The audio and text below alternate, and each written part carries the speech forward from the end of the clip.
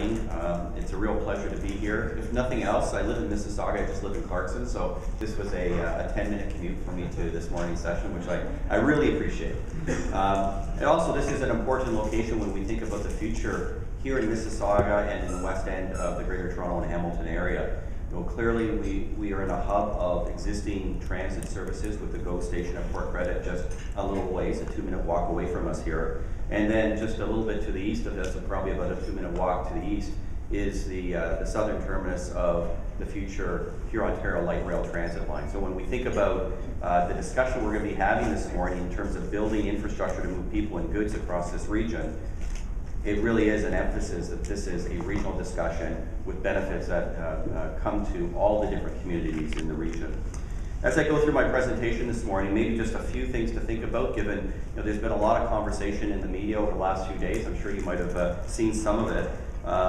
This is really about a Greater Toronto and Hamilton area conversation about how we fund services in this region. There's been some commentary about this is about asking the rest of the province to fund the GTHA, and I actually like to emphasize that this is about ourselves talking about how do we support our own economy, how do we support our own population growth. We're not asking Ottawa or Timmins or Thunder Bay to contribute to our infrastructure here. This is about how we help ourselves. This is also about how do we match the distribution of the cost for building infrastructure in this region to who benefits from the infrastructure in the region. And we want to, and you'll see some principles about how do we lock together those two concepts. It's about how we distribute costs across the region to all parts of the region that are benefiting. It's not about only building in Toronto. It's not about only building in a 905 area. It's not about asking 905 and 416 to cross-subsidize each other. I'm going to talk a little bit about some potential investment tools. I want to emphasize that we are not recommending all of these tools. Again, some of the media commentary has suggested that you can add up all 11 potential tools, and that's what the ask is going to be for. That is not what the ask is going to be for. We're putting forward ideas to get input as to what is the right suite that we will ultimately be recommending. Also, this is not revolutionary. Yes, it's a huge change for us here in the Greater Toronto and Hamilton area, but if you look at every city region around the world that we like to think that we compete with, Montreal, Vancouver, Los Angeles, Chicago, New York, Paris, London, the list goes on. They all have what we're talking about here, which is dedicated revenue streams that go directly to pay for transportation infrastructure. So actually what we're talking about today is how do we have the same kinds of tools that some of our competitive regions that we're working to develop our economies with, they do these same things. And finally, before I go into my remarks more generally, I like to emphasize that to me, this is not about the revenue. The revenue is a mechanism. This is about what is the kind of infrastructure that we want to build for the future? What kind of region do we want to leave for our children? What kind of quality of life? What kind of competitive economy? So the revenue is obviously a big part of how do we achieve that. But before we think too much about who pays and who benefits, we have to step back a bit and think about, okay, well, how important is it to us to deal with our transportation challenges in this region? So with that, I'm going to very quickly go through some slides so we have as much time as possible for conversation. Just a few setup slides. I think first of all, everybody in this part of the region realizes that we have a good thing going in the Greater Toronto and Hamilton area. We have strong population growth. You just need to look at the development activity across the region to know that we continue to be a focus for immigration coming to Canada. We know that we outperform in many respects other regions in terms of quality of life, in terms of financial services, professional services. But we also know that when we look at all of the measures of city regions around the world, the one measure that always pulls us back, always holds us back, is our transportation system, both in terms of its extent, its reliability, the amount of time that we spend commuting every day. And there's just a quote on this slide about how do others look at us. OECD obviously does a lot of work in terms of comparing different countries, provinces, states, city regions, and while we rank well across most criteria, transportation is the one criteria that we have some challenges in. Also like to emphasize that there's a lot of activity underway right now, that this is about how do we sustain the infrastructure investment that's already going forward. And just to give you a snapshot of about a $16 billion investment that's underway across this region, we have the bus rapid transit systems that are being built right now along Highway 7 and Yonge Street in York Region. If you've been along Eglinton and 403 in Mississauga recently, you've seen all the construction for the Mississauga bus rapid transit system. The Union Pearson Express is under construction and will be opening up in 2015 to have a direct connection from Union Station in downtown Toronto to right into the terminal at Pearson International Airport. And when you look at different world cities, it's pretty common to have a fixed link between your major airport and your downtown area. If you're a GO user, if you've been downtown recently, you know that Union Station is a bit of a mess. And that's in a way, that's a good thing. We're going through a once-in-a-generation transformation of Union Station, which is Canada's largest passenger hub. And we're tripling the size of the GO concourse. We're doubling the size of the subway platforms. We're transforming the way the customers will experience the actual movement onto the train system in the train shed area. We have this Spadina subway extension to Vaughan Metropolitan Centre, which is the first time we have a subway in this region that's crossing a municipal boundary. The Georgetown GO corridor is under a major reconstruction so that we can have the same level of GO service that we currently have in the Lakeshore corridor, where you have hourly service currently right now throughout the day, evening, and weekends down here. But on the Georgetown corridor, we only have peak directional service in the morning, coming into Toronto and going back out at the end of the day. With the investment that we're making in the Georgetown corridor, we'll be able to do the same kind of service in that corridor that we have in the Lakeshore. And then we have 4 light rail transit corridors that are committed, funded, under construction, with the Eglinton Crosstown and the Scarborough RT conversion being the first of those. So there's a lot of activity underway, more activity than we've seen in about 20 or 30 years in terms of transportation investment in this area. We also have a number of projects underway in Teal region. I want to highlight some of these. I already mentioned the Mississauga Bus Rapid Transit System, but the Brampton Zoom system was a major funding initiative with us in the city of Brampton. Various express buses that have been established. I mentioned the Georgetown South project in terms of GO corridor improvements. And we have about 200 odd GO improvements that are underway. Everything from the parking structure that's under construction at the Clarkson GO station right now, the one that was completed in Oakville in Halton just next door a few months ago, and we're looking at parking structures at the Cooksville GO station, and so on and so forth. So again, there's just a lot of activity underway, and it's a good start. You know, that's what it is. It's the first 20-odd% of implementing our regional transportation plan. But if we stop with what we currently have on the books, we're not going to make the fundamental shift in terms of the efficiency of our transportation system. In terms of where do we think we would head next, because before we start talking about raising money and making investments, we should hopefully get you excited about what beyond those projects could be coming next down the pipe. We've developed a list that's based upon the big move, which is the regional transportation plan, and an evidence-based approach to how do you select and prioritize and phase projects. And we've looked at, including in the next wave of projects, 2 subway extensions, a downtown relief line, which is misnamed really. It's not really about serving downtown, it's actually getting people from Scarborough and Richmond Hill and Markham into the downtown more efficiently, because if you've been on the Yonge subway anytime recently, you know that at peak periods, it's like Tokyo, you almost have to push yourselves onto those trains, and the platforms are full as well. So we need to find a way to expand the capacity in that area to deal with the congestion that we have. The Yonge North extension to Richmond Hill in the Langstaff area ultimately. The rapid transit in downtown Brampton along Dundas Street all the way from Burlington through Oakville, through Mississauga, and into the Kipling subway station in Toronto.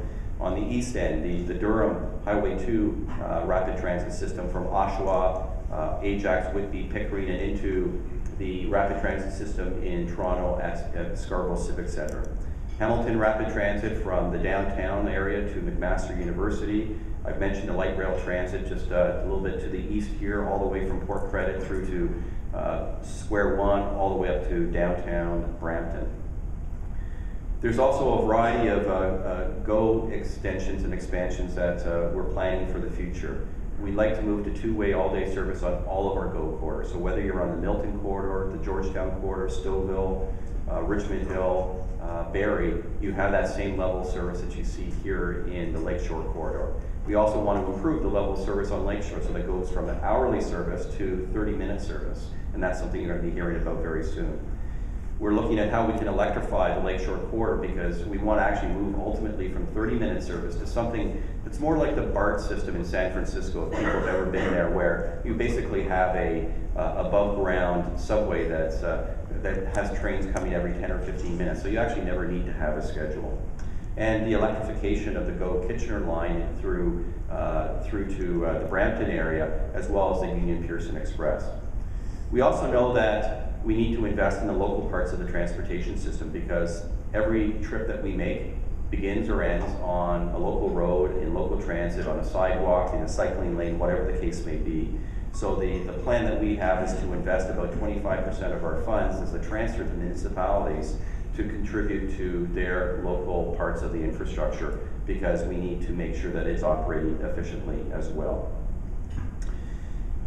Next wave projects here in Peel, I'm not going to go into great detail. I think I've already mentioned most of these things, but it's expansion of the GO network. It's the projects like light rail transit. It's Dundas Bus Rapid Transit, Brampton Rapid Transit, and a variety of local improvements that we'd like to see move forward with as well. And this is the future map of the network that we're proposing in the big move. And if there's one way I would explain this, I'm a planner. I spend a lot of time looking at different approaches to how you move people and goods in urban regions. But if there's one way I would explain this, is right now we have a system that's very efficient in moving people from the outskirts to downtown Toronto. The GO Transit system, the subway system really moves tens of thousands of people every peak period in and out of downtown Toronto. We need to maintain that, we need to improve that, no question. But the essence of the big move, from my perspective, is laying on top of what I would call a radial system to bring people downtown, is an east-west and a north-south web, a grid of rapid transit that connects where population and employment growth has been largest in this region. All the suburban centers and hubs that right now the only way to travel efficiently between is really by getting in your car.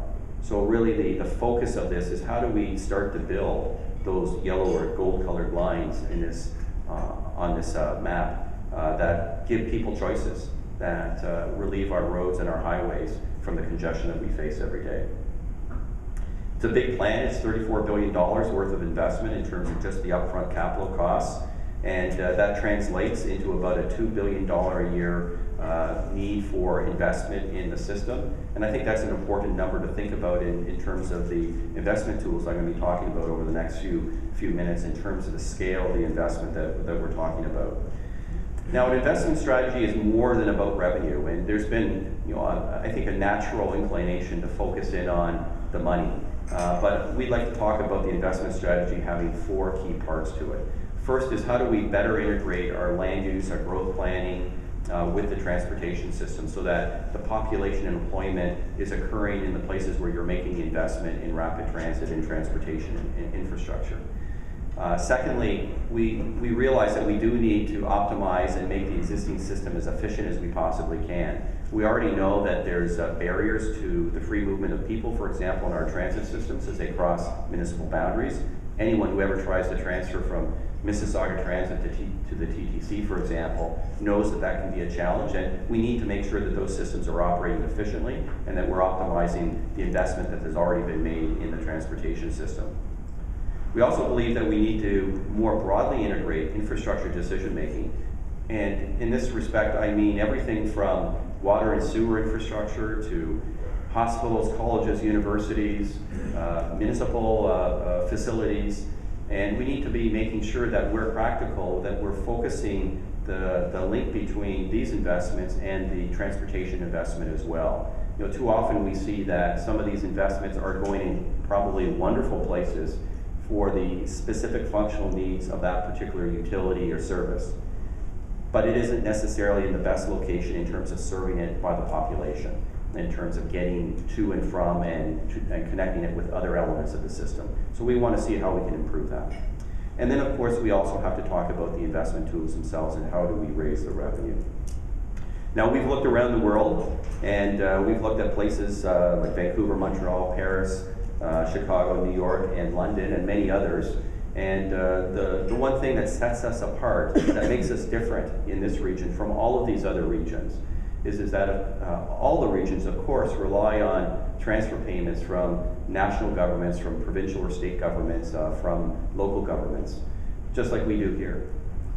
But we're the only one of these regions and many other regions that rely 100% on those transfer payments. If you look at all these regions, and I'll show you a little bit more in just a moment, there's a suite of tools that are used because relying solely on the annual decision-making of government in terms of what they can fund in a given year or in a few years in terms of infrastructure does not allow you to do and undertake complete long-range planning and deliver infrastructure projects that can take you 10 or 12 years to get from the planning stage to the in-revenue service stage.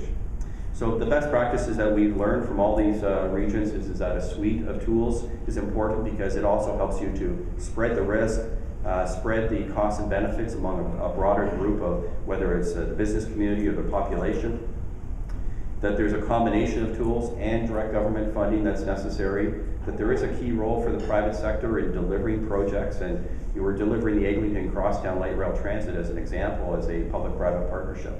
And we believe that we can bring in the private sector to help bring discipline to schedule, budget, and also bring in innovation to the table.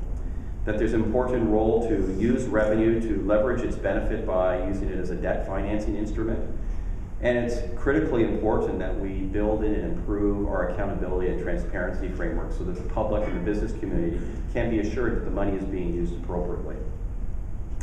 Now, this is just a small slice of how other jurisdictions deal with it. I'm not going to go through in detail, but suffice it to say that the Greater Toronto and Hamilton area is on that first column under Metrolinx, and you can see that in terms of different funding tools, we basically have access to none of these currently. But if you go to a place like Vancouver, where you see a large suite, New York City, a large suite, virtually all of these city regions have at least one, and most have 2, 3, 4, or 5 tools that they use to actually support their regional transportation infrastructure. We retained AECOM KPMG to take a look at all these different jurisdictions to enumerate all the different investment tools that have been used around the world. You can get access to that report by going to our website, but then looked at all these tools to think about them from the context of everything from their ability to generate revenue to how are they implemented, the impact they have on travel behavior, how people use the transportation system, any technical considerations or governance considerations or economic or social. So it's a very comprehensive report, and it basically speaks to how these tools have been used around the world. And we took that as a key input, as well as going through a series of public meetings over the past few months and speaking to municipalities and stakeholders. We've learned that there's a lot of support for 4 key strategies or 4 key principles, and speaking to the business communities and to the public in particular, these resonate very, very strongly. First of all, there's a lot more support for investment tools if you can tie it directly to specific outcomes and projects. People do not want to see that the revenues generated is going into a consolidated revenue fund, for example, or a municipal treasury. They want to know it's going directly to this, this, and this, and that you're reporting on those outcomes. People want to see fairness in the distribution of costs and benefits. They want to know that no one is disproportionately paying and nobody is disproportionately benefiting from the investment. So there has to be a link between those 2 concepts. We need to see equity across the region. No part of the region can be left behind. This cannot be about Toronto. This cannot be about 905. This has to be looking at this as a single economic region and how do we meet our needs. And we need to build in better accountability and reporting of the outcomes so that people are assured that the monies are being collected, administered, allocated, and projects are being delivered in the way in which they were committed to at the outset. There's a long list of tools. I'm not going to go through them all. Lots of information available on how different jurisdictions deal with these kinds of issues. A lot of these tools may make sense in their context, with their history, with their culture, with their tradition, don't necessarily make sense in terms of our own context here in Ontario and Canada, in the Greater Toronto and Hamilton area. From that 25-odd list of tools, we've been narrowing it down to 11.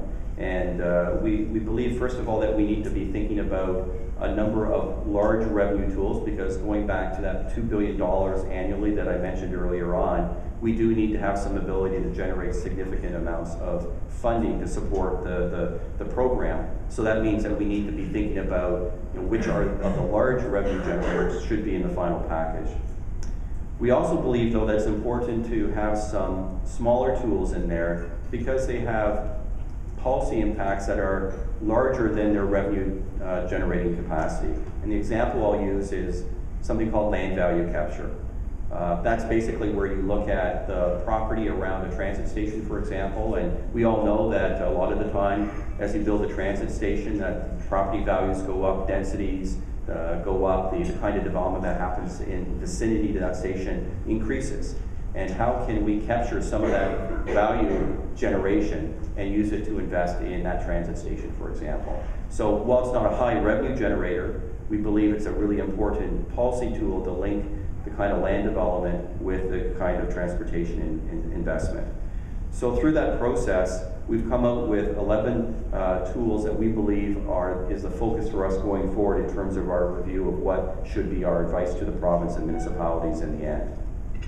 7 potential big tools, including an employer payroll tax where, like they do in Paris and New York City, employers pay based on a proportion of the gross payroll for that organization in the region or from the number of employees. A fuel tax, we're all very familiar with a fuel tax. We see that here. They're used in a dedicated fashion in places like Montreal and Vancouver. Highway tolls, obviously a direct connection between the user and paying for the infrastructure. A parking space levy that is used in places like Sydney and Melbourne, where there's an allocation for non-residential parking spaces, whether they're paid or unpaid across the region. Property tax, we're all very familiar with property taxes.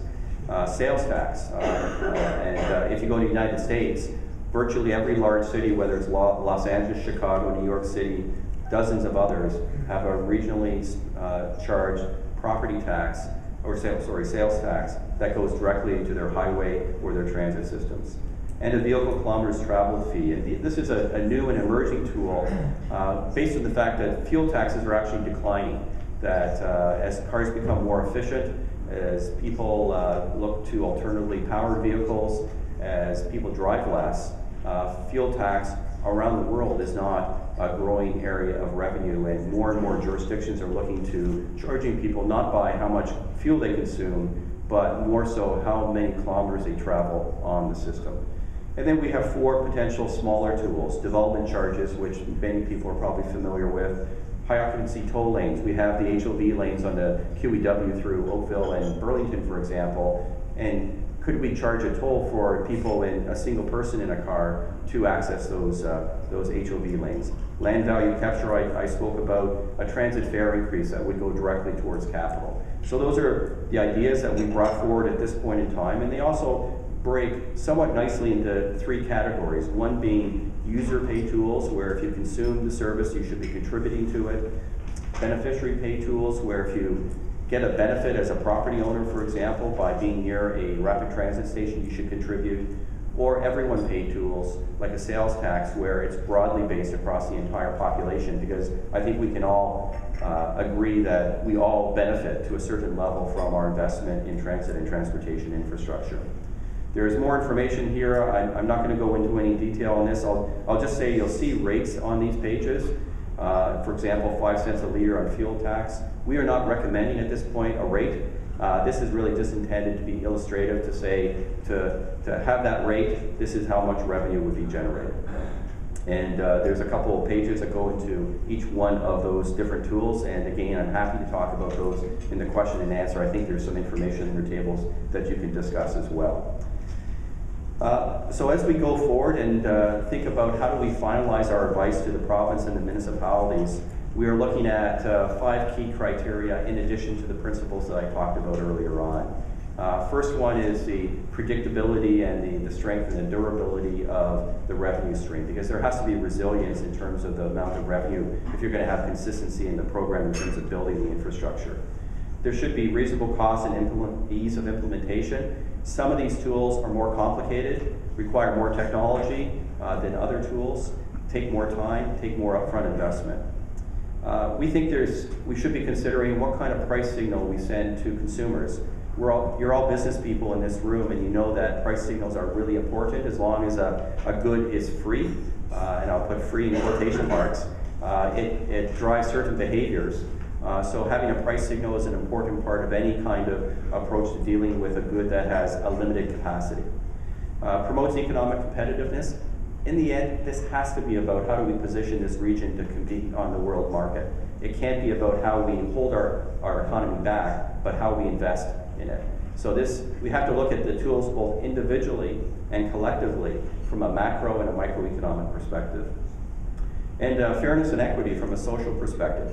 We all know, for example, that a sales tax has regressive tendencies on different population groups. If you're a lower income group, a larger proportion goes to consumptive purposes, and a sales tax hits them more significantly. So we do need to think about the distributional impacts between different population groups across the region.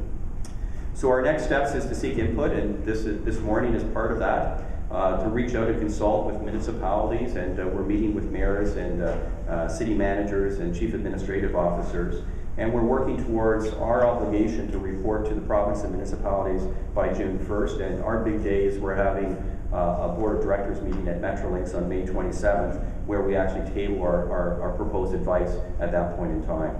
There's lots of more information available on our website, bigmove.ca. There's lots of really neat tools, and happy to take input through that vehicle, but more importantly, to have a conversation with you here this morning. So with that, I'm going to pause, and I think that I'm going to be taking a few questions at this point.